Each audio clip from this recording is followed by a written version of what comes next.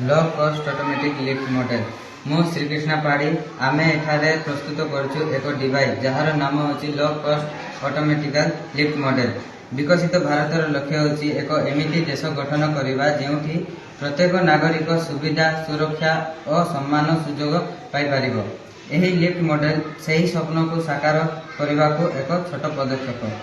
आमे देखुछु जे अनेक हॉस्पिटल और स्कूल एवं उच्च भवन वृद्ध और अक्षम लोक ऊपर को जीवाको असुविधा हुए। एही लिफ्ट सेमानकु सुविधाजनक यातायात दे पारिबो।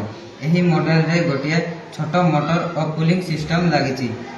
लिफ्ट ऊपर को एवं तल को जीवा पई एक तार माध्यम रे गियर माध्यम रे चला जाय। एहाको हाथ रे किंबा बैटरी माध्यम रे चला जाय पारिबो।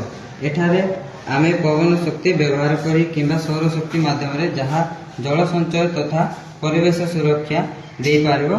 किंतु आमे एठी एक मॉडल प्रस्तुत करछु जेउठी एक लिफ्ट लागिछि जहा सौर शक्ति शक्ति संरक्षण करी लिफ्ट को ऊपर को और तल को करि पारिबो। जहा वृद्ध मान उच्च उच्च बिल्डिंग किंबा कोठा घर मानकरे चढ़ीबा को सुविधा करि पारिबो।